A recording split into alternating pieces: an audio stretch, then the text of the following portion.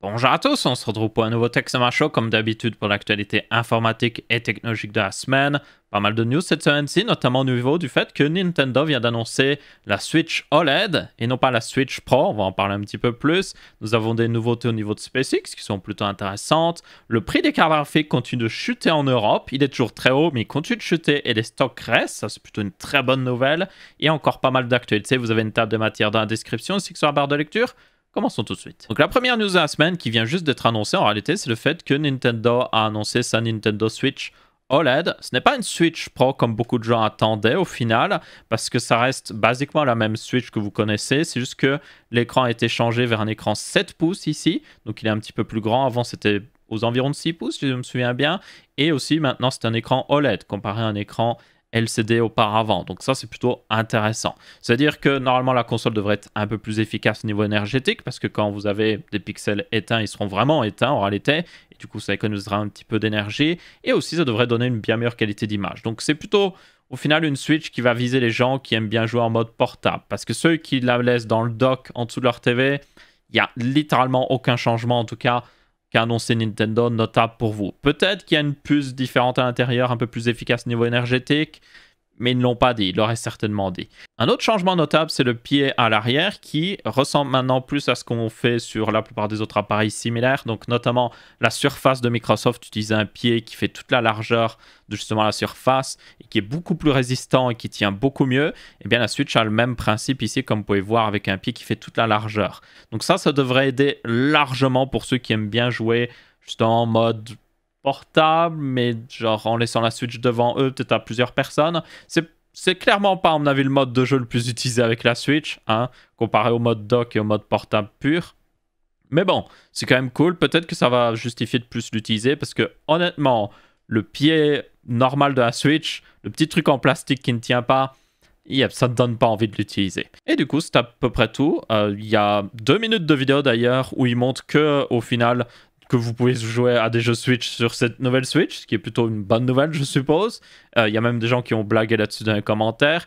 Et aussi, il y a beaucoup de gens qui parlent du Joy-Con Drift justement dans les commentaires parce que, ben, comme vous pouvez voir, c'est basiquement la même Switch. La taille semble être la même, c'est juste que l'écran est un petit peu plus grand parce que la Switch originale a des énormes bordures d'écran.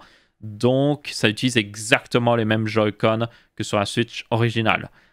Après, peut-être que Nintendo, hein, ça a déjà été le cas, peut-être qu'ils l'ont changé discrètement en arrière-plan, mais j'y crois pas trop. Donc, pour ceux qui ont des problèmes de Joy-Con Drift, ne pensez pas que ce soit un fixe pour vous, je dirais même que ce ne sera certainement pas un fixe. Aussi, comme vous pouvez voir, elle a des Joy-Con blancs et elle a aussi un dock blanc qui va avec. Donc, ça peut être intéressant, je suppose. Mais sinon, ouais, c'est à peu près tout. Yep. Un petit peu décevant. Personnellement, je m'attendais à une Switch Pro. Mais du coup, si Nintendo fait pas la Switch Pro, je vais me la faire moi-même. Donc ils auraient pu faire une Switch Pro de 7 pouces, mais pourquoi pas une Switch Pro oh, voilà, de 11 pouces comme ici. C'est beaucoup mieux, hein. Je peux jouer à Minecraft. Bon, c'est une tablette Android en réalité, donc j'ai pas tous les jeux Switch. Mais il y a quand même pas mal de jeux dessus, donc yep. J'aimerais tellement une Switch Pro XXL avec genre beaucoup plus de puissance, plus de batterie et une puce plus moderne aussi d'NVIDIA, ce serait plutôt cool. Mais visiblement, ce ne sera pas le cas. Ah, et du coup, pour ceux qui se demandent quand elle sera disponible, le 8 octobre. Yep. Genre dans 1, 2, 3 mois pratiquement. Donc c'est une annonce sacrément à l'avance. Je ne sais même pas pourquoi ils l'annoncent autant à l'avance, honnêtement. Peut-être pour que les gens achètent moins de Switch maintenant, pour acheter celle-là plus tard, parce que c'est tout ce que ça va faire selon moi. Hein. Et les gens vont se dire, oh, je vais attendre la Switch OLED parce qu'elle est mieux. Et du coup, ils vont pas les acheter pendant les vacances. Donc je sais pas pourquoi Nintendo se tire une balle dans le pied littéralement. Ou peut-être qu'ils s'attendaient à ce qu'elle soit leakée. Ils se sont dit, oh, autant l'annoncer tout de suite. Donc je comprends pas, honnêtement. Mais bon, j'espère qu'on aura une Switch Pro dans le futur. Parce que là, c'est assez décevant. Par contre, quelque chose qui est plutôt une bonne nouvelle, c'est le fait que les prix des cartes graphiques continuent de chuter de semaine en semaine et que les stocks continuent de s'accumuler sur les sites de vente. On avait vu Case King, donc qui était un site allemand où il y avait pas mal de stocks la semaine dernière. Et bien, cette semaine-ci, c'est LDLC qui a genre plein de stocks. Alors, est-ce que ça veut dire que les prix sont redevenus normaux? Non, évidemment. Les stocks qu'ils ont maintenant étaient toujours à prix élevé. Certainement, les revendeurs derrière qui leur ont donné les stocks peut-être ont pris leur marge et du coup ont déjà fait augmenter le prix. Donc ne vous attendez pas non plus à ce que ça redescende exactement au prix de sortie. Hein. Donc une RTX 3070, ça devrait être genre 600 € pour les modèles custom. Vous ne les verrez pas tout de suite. Mais les prix continuent de diminuer. Et si les sites de vente continuent d'accumuler du stock et que littéralement personne ne les achète, ils seront bien obligés de diminuer ce prix-là et de s'arranger derrière. Donc, à mon avis, si on continue d'être patient, parce que c'est ça le plus important, c'est que vous pourriez vous dire « Oh, il y a du stock, je vais commander maintenant tout de suite. » Non, attendez.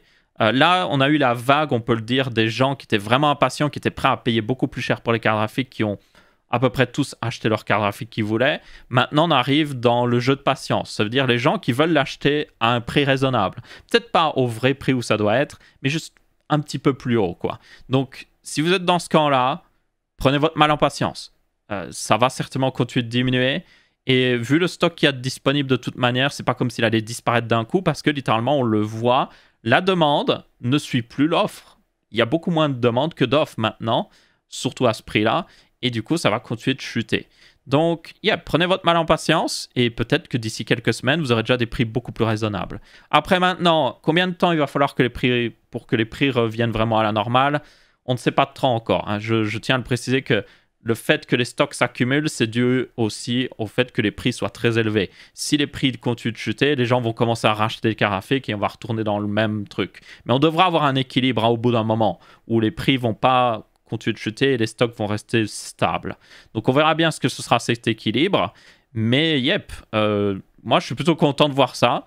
Et j'espère que d'ici un mois, je pourrai vous faire un guide d'achat de cartes graphiques avec des prix raisonnables. Ce serait fantastique. Donc, je vais continuer de monitorer la situation personnellement. Si je vois des jolis offres qui apparaissent, je vous en parlerai.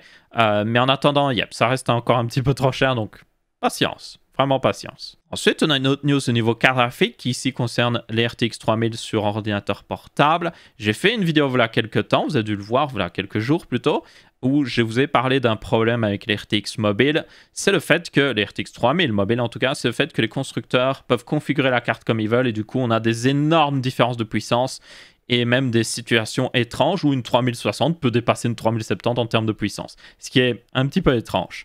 Du coup, Acer a décidé de faire un petit changement au niveau de leur gamme, de toute leur gamme. En réalité, ça concerne les Nitro 5, les Helios 300, les Triton 300 et les Triton 300 SE. Ils ont sorti ou sont en train de sortir des BIOS pour augmenter l'enveloppe thermique des cartes graphiques. Alors, est-ce que c'est une augmentation drastique? Pas vraiment. La plupart du temps, c'est 5, 10 watts en plus, voire 15 watts en plus. L'augmentation la plus extrême qu'on a vue, c'est pour un Helios 300 qui aurait une RTX 3060 qui passera à 130 watts au lieu de 100 watts. Donc ça, c'est assez massif comme augmentation. Après, le BIOS n'est toujours pas sorti. Le plus notable, c'est l'Acer Nitro AN515-55, il me semble. Oui, c'est celui-là. En 3060. C'est celui que j'ai personnellement acheté sur Amazon. C'est celui en 3060, c'est certainement l'un des plus populaires. Et du coup, lui, il a une augmentation de 10 watts sur son GPU. Donc ça passe de 85 à 95 watts. Ce qui est vraiment plutôt pas mal.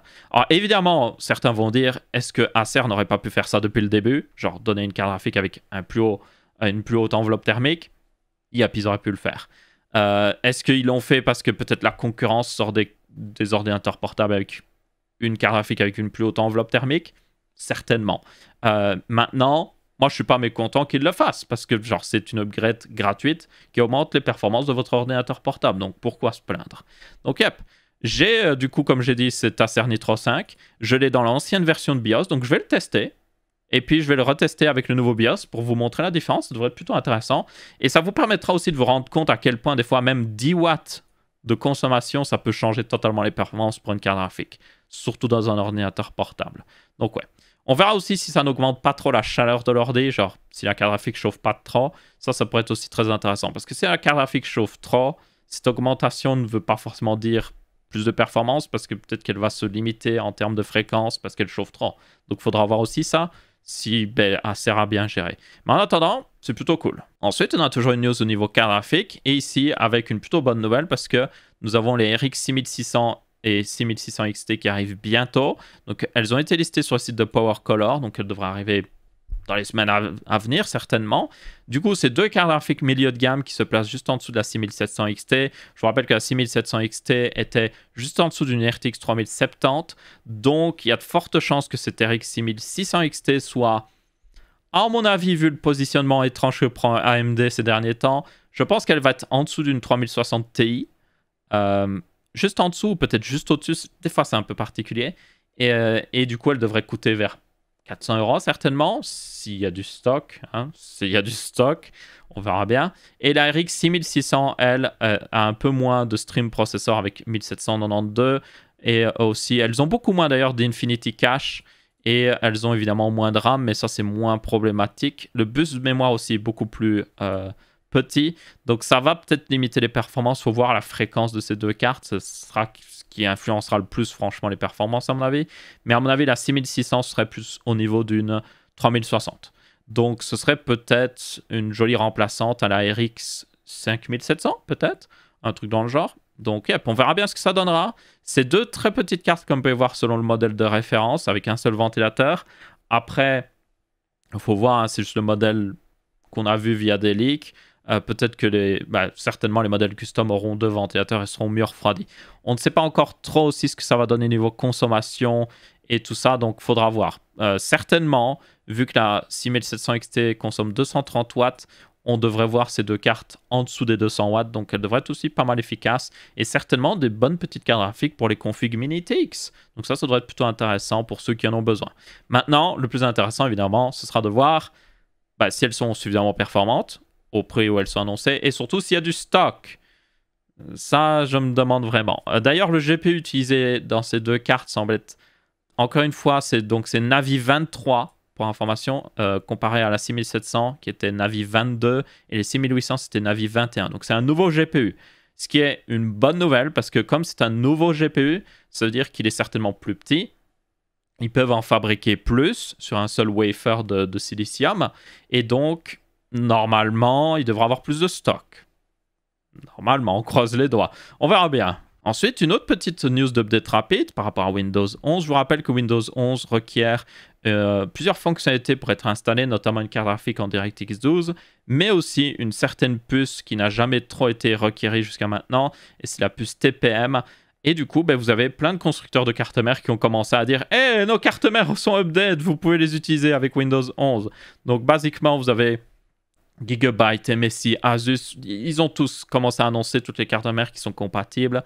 Donc notamment ici, Gigabyte annonce que toutes les cartes mères chez eux, en tout cas en X299, C621, donc ça c'est plus serveur en réalité. Donc toutes les cartes mères aussi en chipset 200, donc ça devrait être Z270, oui, ou Z370, 470 et 490 techniquement, vu qu'on passe à ça maintenant, eh bien, toutes celles-là devraient être compatibles, justement, TPM 2.0. Et chez AMD, ça concerne toutes les cartes mères en TRX 40, toutes les cartes mères en X370, B350, et 400 et 500, évidemment.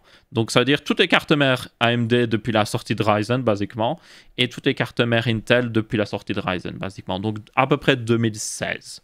Après, c'est possible qu'il y a certains PC qui sont compatibles d'avant. Il y a aussi le fait que vous pouvez acheter des clés TPM2 pour ajouter la fonctionnalité sur votre PC. D'ailleurs, elles sont toutes hors stock apparemment parce que tout le monde s'est jeté dessus. Donc, il y aura d'autres solutions. Donc, c'est pas juste vous devez changer de carte mère. Il y aura peut-être d'autres solutions pour vous si vous voulez passer à Windows 11. Après, je tiens à le repréciser, Windows 11 est basiquement Windows 10. Les seules fonctionnalités que vous auriez vraiment besoin sur Windows 11 par rapport à Windows 10, ce sont des fonctionnalités qui ont besoin de genre matériel récent, qui ont besoin d'une des toutes dernières cartes graphiques ou autre chose. Donc, ça veut dire que si vous restez sur Windows 10, c'est pas grave, ça marche très très bien, il n'y a aucun problème. C'est juste que vous perdez, oui, le joli graphisme de Windows 11, je suppose, mais est-ce que c'est vraiment grave? Je ne crois pas. Donc, en gros, je vois pas beaucoup de raisons de s'inquiéter ou autre chose. Donc on verra bien ce que ça donnera, ma foi. Ensuite, une plutôt bonne nouvelle, nous avons des nouvelles au niveau de Wanusmus, qui, je vous rappelle, est la personne qui a développé pas mal d'outils pour les processeurs Ryzen. Il a développé notamment le DRAM Calculator, qui est un calculateur qui vous permet de régler votre RAM parfaitement pour Ryzen et du coup tirer beaucoup plus de performance.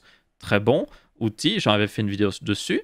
Et vous avez aussi du coup certains outils qu'il a sortis récemment pour tout ce qui est overclocking sur les processeurs Ryzen. Et notamment pour tous les processeurs Zen 2, donc c'est-à-dire les 3000, donc les 3700X, 3600X, il avait sorti un très bon outil d'overclocking qui permettait vraiment d'avoir beaucoup plus de performance. Eh bien, Ça a pris du temps, mais il a enfin sorti son outil d'overclocking pour les processeurs Zen 3. Donc là, on parle des processeurs Ryzen 5600X, 5800X, 5900X, 5950X. Il y a aussi techniquement les 5600G et 5700G. Faudra voir toutefois.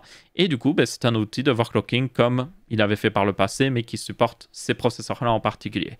Après, il y a des nouveautés quand même, parce que les Zen 3 a quelques nouveautés, notamment au niveau du fait qu'ils peuvent plus facilement l'undervolter. Donc ça, c'est plutôt intéressant. Et du coup, certainement, ça va permettre d'avoir pas mal de gains de performance. Donc, on verra bien ce que ça donnera. L'outil a apparemment été testé par Gamer Nexus, ça c'est plutôt intéressant. Gamer Nexus est très réputé sur YouTube pour leurs tests très complets, et le fait que OneUsmus se soit associé à eux pour faire tous les tests, c'est selon moi une très bonne chose. Donc il faudra voir ce que ça donnera, mais une chose est sûre, j'ai hâte de le tester, juste pas le temps de le tester à l'heure actuelle, donc ouais, je le testerai plus tard. Il faudra voir aussi ce que ça donne par rapport à un outil que j'ai sur la carte mère dans ma future update de config, qui est la Dark Hero. Je vous rappelle qu'il y a un système qui en gros permet de dynamiquement passer à l'overclocking quand vous utilisez un certain nombre de cœurs sur le processeur, et de repasser au boost normal du processeur quand vous ne l'utilisez pas, basiquement. Et du coup, il faut voir, j'aimerais voir ce que ça donne par rapport à ça, en fait. Est-ce que c'est plus intéressant de faire cet overclocking dynamique, ou est-ce que c'est plus intéressant d'utiliser cet outil? Dans tous les cas, si vous avez un processeur Zen 3, n'hésitez pas à le tester dès maintenant. Et si vous avez un processeur Zen 2, il y a l'ancien outil qui existe toujours, donc vous pouvez utiliser ça. Ensuite, on a une news au niveau SSD. Est-ce que vous dites que votre SSD de votre PC n'est pas assez rapide? Eh bien, Gigabyte a la solution pour vous, parce qu'ils ont sorti le Aorus Extreme Gen 4 AIC SSD. C'est basiquement une carte d'extension pour votre PC où vous pouvez installer des SSD. Je ne sais pas s'ils fournissent des SSD avec, certainement, parce que Aorus fait des très bons SSD PCI Express 4.0, donc à peu près sûr qu'ils mettent les SSD eux-mêmes. Mais en gros, vous avez plusieurs SSD PCI Express 4.0 dessus, en M.2. Et oui, ça ressemble à une carte graphique, parce que basiquement, c'est un peu comme une carte graphique. Vous avez deux ventilateurs, un énorme radiateur qui fait contact avec justement les SSD et permet de les refroidir pour éviter qu'ils surchauffent. Parce que vous devez bien vous douter qu'ils ont mis beaucoup de SSD là-dessus. Parce que cette carte pourra aller jusqu'à 32 Tera de données, 32 terabytes de données de SSD, et elle pourra aller jusqu'à 28 gigas à la seconde. Je ne sais pas si vous vous rendez compte de la quantité de données déjà stockées, mais aussi de la vitesse derrière. C'est abusé, franchement. Donc ouais, on verra bien ce que ça donnera. Il me semble que, oui, il y a 8 SSD différents pour ceux qui se demandent, utilisés ici. Donc ça veut dire qu'il y a la place pour 8 SSD M.2 là-dessus. Et du coup, il y a aussi des puces derrière pour faire communiquer avec le processeur. C'est pas juste genre tout est connecté directement au processeur. Il y a une puce qui permet de faire une sorte de RAID en quelque sorte. Donc faire en sorte que tout l'espace de ces SSD ne fait qu'un, et du coup vous avez 32 Tera au lieu d'avoir 8 SSD de 4 Tera, parce qu'ils utilisent des SSD de 4 Tera ici. Donc on verra bien ce que ça donnera, mais une chose est sûre, ça va coûter la peau des fesses, et vous ne devriez pas acheter ça pour mettre des jeux vidéo dessus. C'est de la folie. Mais bon, je trouvais ça intéressant tellement c'est overkill, et surtout ça ressemble tellement à une carte graphique que ça me fait assez bien marrer personnellement. Ensuite, on arrive à la dernière news au niveau espace.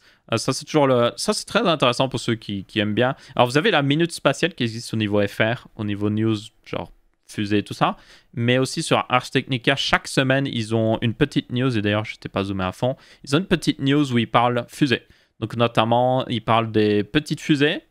Comme vous pouvez voir juste ici, là, voilà. Small rocket, puis medium rocket, et puis heavy rocket. Et du coup, ils parlent de tous les types de fusées et des actualités de la semaine. Donc, c'est chaque semaine ils le font, c'est très intéressant.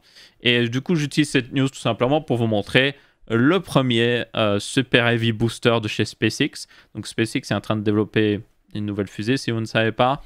Ils ont fait beaucoup de tests de Starship, j'en ai déjà parlé par le passé. Et du coup, ça, c'est le booster qui va avec. Et comme vous pouvez voir, il est plutôt gros. Donc là, c'est une personne ici. Et là, c'est le booster. Donc, il fait... au total, il fera 70 mètres de haut. Là, il fait un petit peu moins, même si techniquement, il est sur un pied, donc il est plus haut.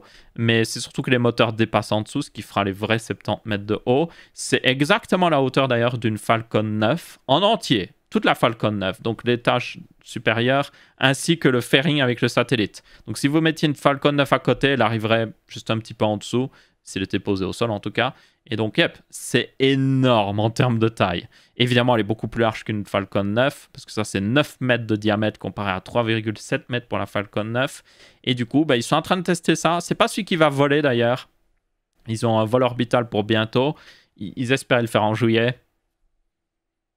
Ouais, j'y crois pas trop personnellement. Ce sera plutôt, je dirais, septembre. Septembre, c'est pas mal.